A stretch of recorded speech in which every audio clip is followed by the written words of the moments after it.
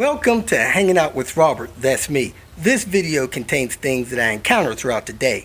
If for some reason I complete a task and you would like to see the details, you could click on the link in the description area below. This video also contains tips and tricks that I learned throughout the years. I plan on leaving this video accessible for about 30 days. After that, you can view it through my Patreon account. Thank you very much for watching. Stopped at a repair place. These folks said they would not touch a used exhaust install. However, when I went to get back in the car, turned the key, I heard a slight click, totally lost power. So I am gonna pop the hood, see what's going on. Looks like I have a light down there, but I don't have anything on the door. So it's got a little bit of power. And I got my clock back. Let me see if and I got my dome lights back. Let me see if I could start this car.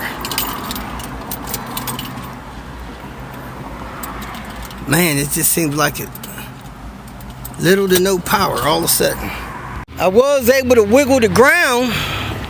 Maybe this ground is loose. Let me try to tighten that up. I might have a tool for that. Here we are, folks, somewhere in Indiana. And there's an 850 T5 sitting here. Looks like a 95 model. Last time I seen this car, I secured the water pump bolts down there.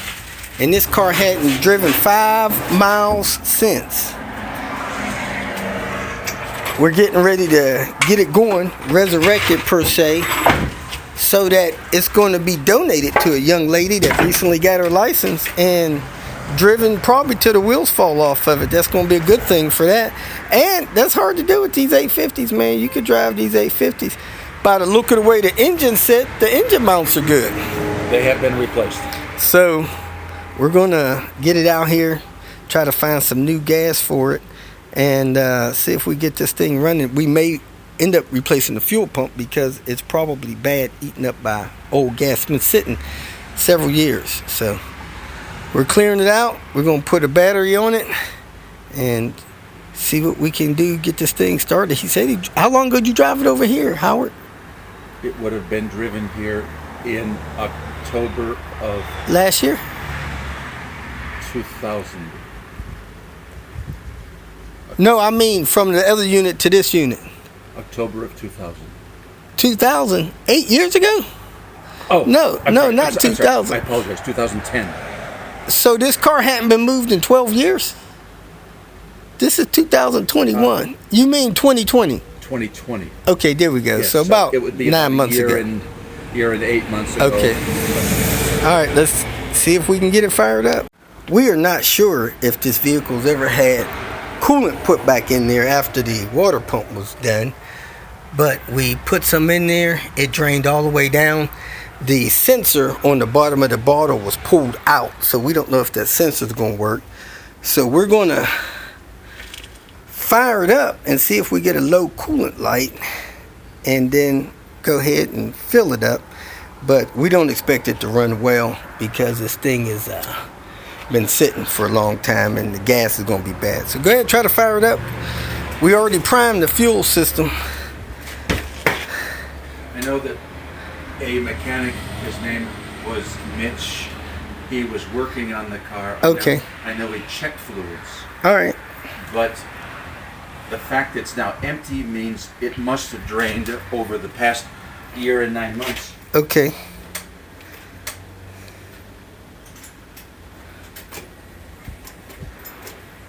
Nothing. It's not cranking? No. Eesh. Wonder if the starter's gone bad.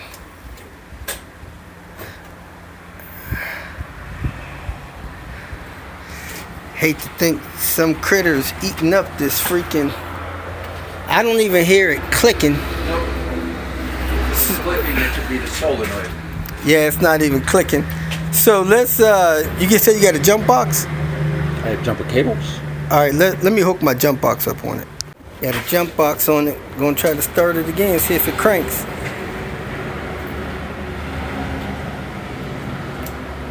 Nothing? The key was not drained. Now I'm ready. All right. Okay. Alright, get out of the car, lock it and unlock it with the key. Maybe the immobilizer has been tripped.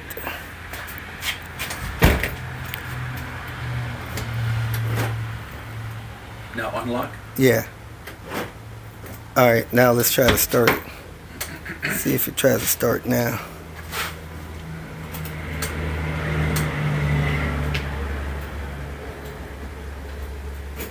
Key does not turn easy. Do you have another key? I have two, yes. Try the other one. Alright. Okay, nothing.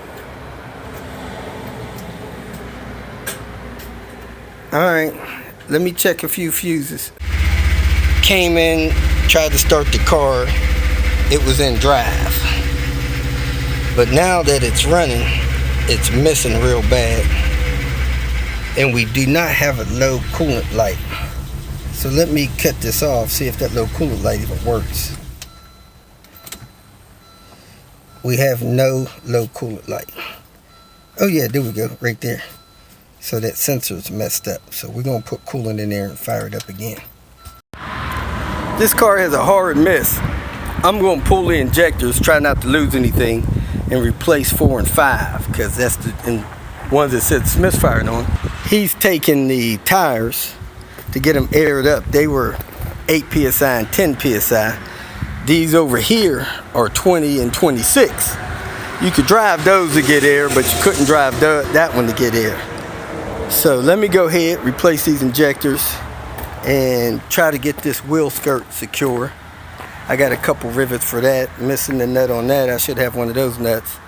And then we're probably gonna wash the windows, take it for a drive, see if it smooths out. I'm going to check the spark plug order to make sure that's in the right order, because that could be causing my misfire before I pull these injectors. Also, this phone, man, somebody tried to call me while the phone was sitting there. It activated my camera and the light, run my battery down 50%. It's hot as crap too, so letting that cool off. Looks like the wires are incorrect. At the top you got 3, 5, 4, 2, then 1. I'm gonna make sure they're pushed in all the way, but man, I really despise aftermarket wires on these cars. I unplugged all the injectors. I took the 2 screws out of there. Now I'm gonna pop this rail loose with a tool. Pop it up.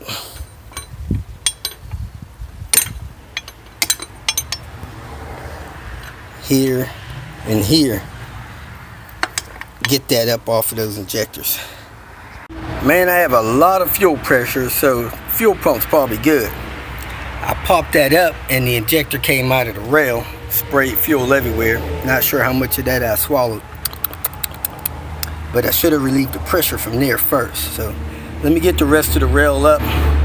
I'm gonna replace these 2 injectors. I'm not sure if they're spraying. I got some injectors over there.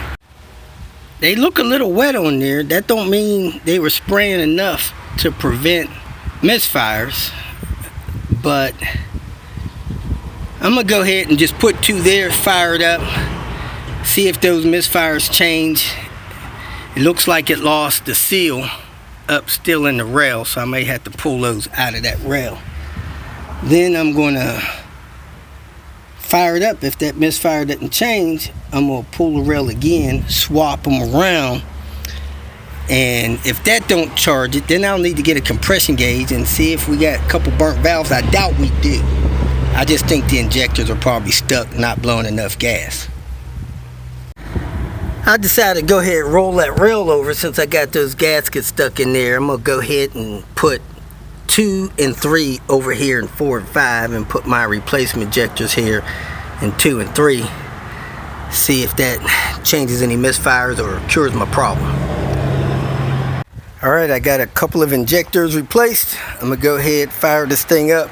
I noticed this screw here is extremely loose on that thing, so I'm gonna tighten that up and see if we still have a misfire.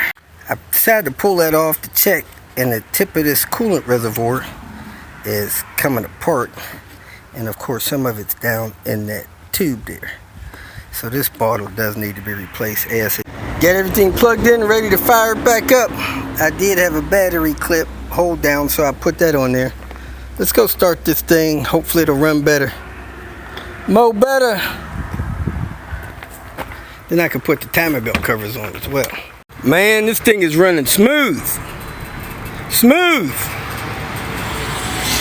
I'm gonna go ahead and rev it up a few times. I hear this power steering pump complaining. Need to put some fluid in there. That thing is low.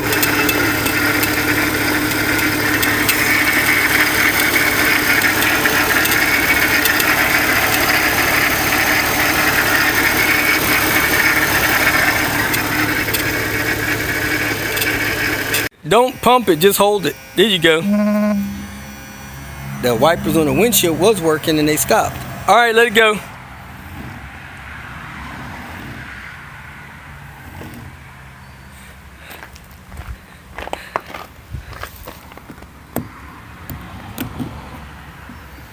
Are they dry? Let them cycle one more time. Just tap it down. All right, all right. All right, good. They're parking right. Parked right that time. But the headlight one's not parked. When you're in Chicago, you gotta get a Chicago-style pizza. Here we are, folks, back at John's place to replace the bad transmission with the bad synchro on this T5. 97, I believe. So, I'm gonna go ahead and film this. I'm going to support the engine from up top, drop the subframe down, get the subframe out of the way, lower the engine down enough to get the transmission out this side, and do it that way. So let me go ahead and get started. Pop the hood and jack it up. Disconnect the battery, remove that stuff out of the way, and then take the wheels off, take the axles out, and support the engine and keep it rolling. We'll see how it goes. I'm gonna have to jack this car up as high as I can to get the subframe bolts out. So let me go ahead and get the airbox removed. In this video, I'm gonna show you how to remove the airbox from the Volvo 850. First thing you want to do is remove this air snorkel, if it has one. You hold it in like this and you pull it back with your other hand like that, and then it'll come out of this radiator piece here and then pull it away from the airbox. So I pulled that away, pull that right out, set that aside. Next thing you want to do is unplug your mass airflow sensor. Next thing you want to do is take this loose flat tip screwdriver or 7mm and pull that away from the mass airflow sensor. I got this clamp loose. Normally loose enough to get it from over there is fine. Sometimes these are on the mass airflow sensor so tight that you can hurt your wrist trying to pull these apart. It may come off easier when the engine's warm and all this stuff is warm, I don't know. But if all else fails and it's too tight to pull away from there, you can unclip the top of the airbox. You got 3 across the front, 3 across the back, 1 on the side, and you can grab this and pry it toward the front, spinning this side of the box toward the front of the car, and it'll pull it out of there. This one came off relatively easy. I put one hand on the box, grabbed the other hand, and pulled it away, and it came off. Next, you want to get this coil wire off of it. Last but not least, your boost hose is connected to it down there. It's got 2 T25s. So I unplug it. This is on the 850. And I jerk the box up. Let me clip this back so it don't grab the wires. I jerk this up in the air like this. Now I can easily get to those 2 T25 screws. And after you get the BCS off of there, the boost control solenoid, I go ahead and put the screws back in there, lift the box up and out. Now, that pin on the side of this box goes into that rubber grommet in that fender hole. If that grommet's missing, you need another one. The bottom of the box goes down over these things. You got one here, one here. That holds the passenger side of the box in place. They go in these holes. So you need 2 of those. And that's it. It's up and out. You can unclip these. Check the air filter, whatever else you got to do. Next, I'm going to take the battery out. Ground off first, positive. Battery clip. Move that out of the way. Then I'm going to take the battery tray out, because the battery tray will probably be in the way. It's got 2 12 millimeters in it, and it's got this cable here on it. And I'm going to take this intake off, because that's probably going to be in my way. The rip kit, I'm going to take this out of the way so I don't break that. We got the battery tray out, unplug the cruise control connector and the one hose that goes to the cruise. Alright, I got that tube out from there. I got access to some of these transmission bolts. However, the next thing I'm going to do is pull the 2 bolts out of the starter. Pull this power cable out of the starter. Probably best to get the starter out of the way. So I'm going to pull the lines off the starter, remove the starter, and then I'm going to pull the slave cylinder out of it. Go ahead and unplug a couple of these things so the wire harnesses are not in my way. They're movable. I decided I'm going to go ahead and get the charge pipe out of the way. Just get that out of the way so I can reach around easier. I got the slave cylinder hooked around the headlight adjuster. I cut a couple of zip ties loose. Now I'm going to take these cables loose, unplug the switch for the reverse. I'm going to go make sure it's in neutral before I do that. And then I'm going to take this turbo tube off. Make sure I don't have nothing hooked up on the transmission back there like the O2 sensor. We're getting ready to pull these off, but I'm going to take these clips out of here first, take that bracket off. Then I'm going to put the engine brace.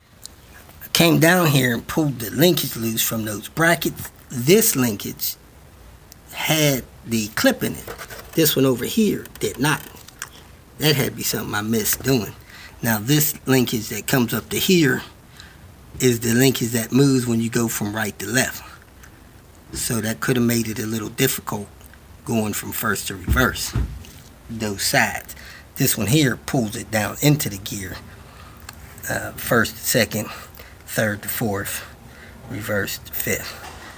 So, strange thing.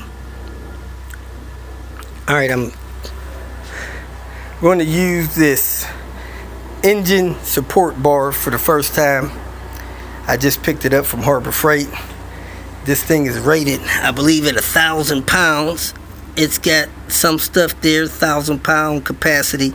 The place that I got this from, Harbor Freight, they actually thought that this was only to be used with overhead hoist. They didn't know that you use this thing with just putting it in the car like I'm going to do. You'll see it. I'm trying to get this. Let me change the exposure of this for you so you can read the writing. Pay attention to that. I'll see if there's any paperwork in here. Assembly paperwork. This is it. We'll use this, assemble that thing, and use it for the first time. In this video, I'm going to show you how to use the engine support bar that I purchased from Harbor Freight. Basically, what you want to do with this is straddle it on top of your fenders, have the bar going across, and support the engine in a way that it won't fall down or swivel, and you can pull the subframe from under the car and do things under there that you need to do, like pull a subframe. So let's get started with the instructions. Warning, warning, caution, notice, warning, caution, warning, warning. Safety precautions. You want to pay attention to this stuff. You don't want to hurt yourself. More specific safety rules, safety instructions. Setup, as we suspected. No pictures. Assembly number 1.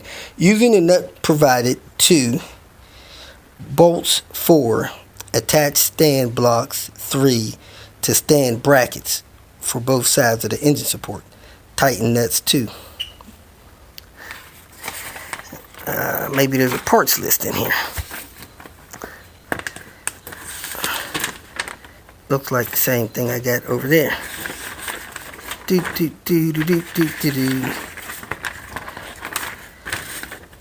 Alright, there's a safety diagram.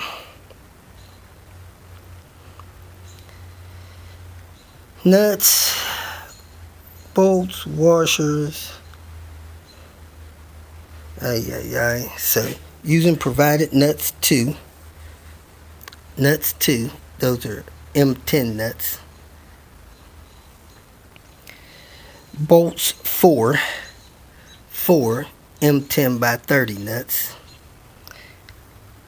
Stand blocks, brackets, both sides into support. Tighten the nuts. So let me go ahead and put those parts together. In the package, I got that big bar. I got that box that had these things in there. I have this box that have these things in there. I guess it's like a right and left. So the first thing they want us to do is attach this to here. So let me go ahead and pull this bolt out and to get that attached to there like that. So I'm going to do that on both of these. The bolt side is a 17. The nut side is a 16. And you can tighten it until it starts to get snug. You still want this to pivot. The big thing is that you watch it when you're using it, that the nut don't come off, because the weight is going to be down on here, and it's just designed to not fall off. So put that one on this side and the other one on the other side. So you straddle this over the support. You put the bolt through the hole. You put the washer on it. Then you put the nut on it and tighten it down until it starts to tighten that just a little bit. You don't want it too tight. Next, we're going to mount these to this. So you go ahead and unscrew this till it comes out of there. Then you see how that is got that square peg. You set that over there, square peg. You put this washer on top and you start your screw down in there and get that in position. Do both sides. And I got it so that the bolt is pointing in like it is in the picture. So you just want that snug and then back it off quarter of a turn on both sides, because you'll have to adjust that when you put it in position. Next, you're going to put your hooks in place. So you want to put these up through there like that. You want to get you a large washer, put it over that, and then you want to screw these down on there, get it started. Now you don't have to get these, I'm going to need 2 hands. You don't want to get these totally, started until you know where you need to have them positioned in your car. So I'm just going to put it like that, and I'm going to put the other one like that as well. It is now together. You have these chains to hook through stuff on the engine. We're going to go ahead and set this thing in place, show you how to use it. What you want to do is find out where's a decent place that your engine could be supported from up top. Now on my car, this is a good spot here. This can hold the engine up. I've seen people lift engines up out of the engine bay with that. And that hole here is a good place here too. Now the problem with my car is one of them's here, the other one's back there. So that causes a crossing motion, which is okay. But if you want something that is more straight, you may have to add a bracket or find something secure on the back side of the engine. You make that decision or find somebody to help you understand where you can support this engine from safely. Another place that I could probably support this engine from safely is in one of these bolt holes that go through the engine. A bolt hole that holds this mount on, but the big thing is I'm just trying to hold the engine in place. I'm not hoisting it or doing nothing like that. So you just gotta make your call. I know my points are there. I'm gonna set this bar in there and try to position it so that I can hold this engine up like that. This is where I'm gonna put mine.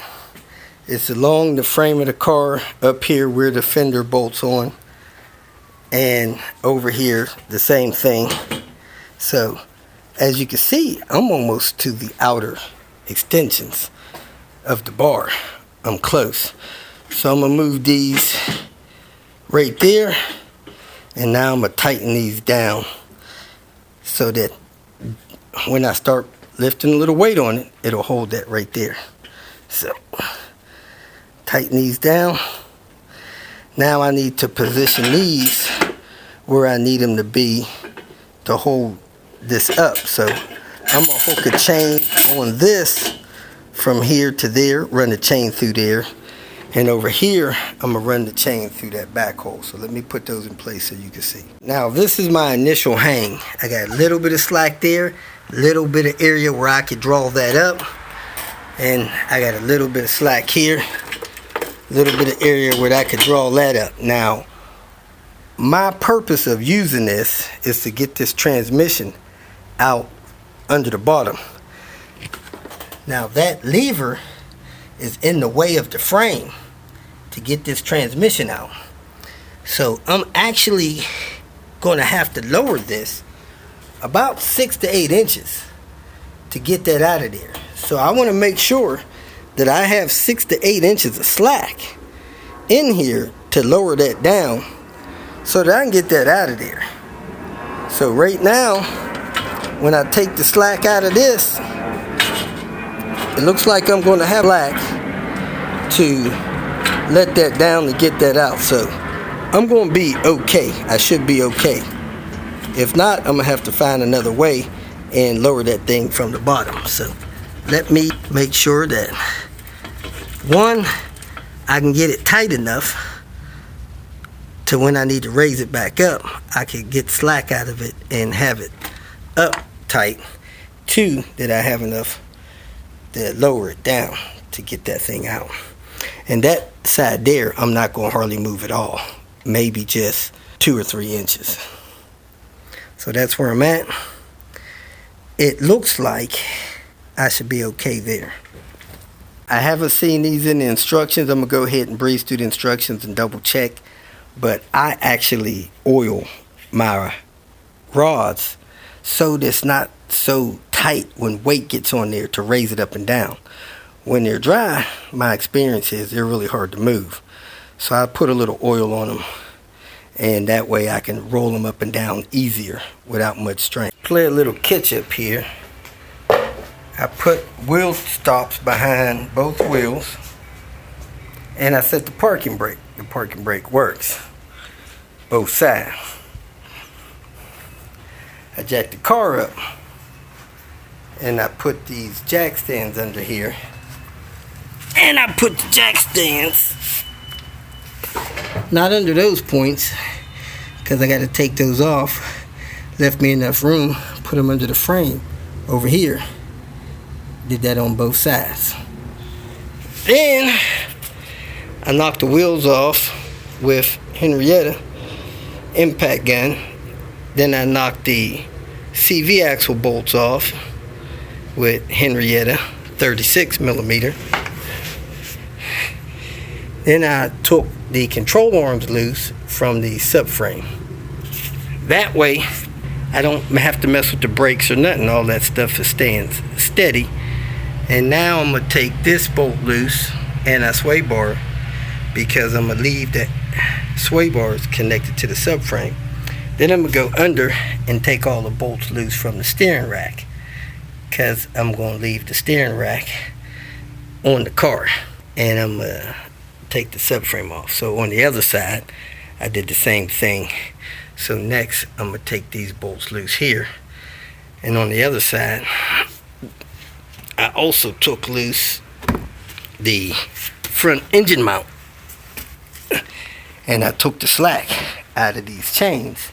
So these chains are now tight, front and back, left and right, however you want to call it. This is the front of the engine on my car. That's the back of the engine on the other side. And I took this engine mount loose here. 2 bolts out of there. Set the bolts there. I also took this control arm loose. So now I can pull the CV axles out and take that bolt out there. That should be a 15. It is now 10 p.m. Time for me to knock it off for the night. So I'm not going to take that bolt out. I'm going to call it a night and pick this back up in the morning. If you feel that this information was useful, please like it and share it with your social media friends. You can subscribe to my channel so that you will get notifications of future videos that I post. You can follow me on Twitter, and if you need to contact me directly, please visit my website. And if you have any questions, leave them below, and someone or myself will reply to them. Again, thank you very much for watching.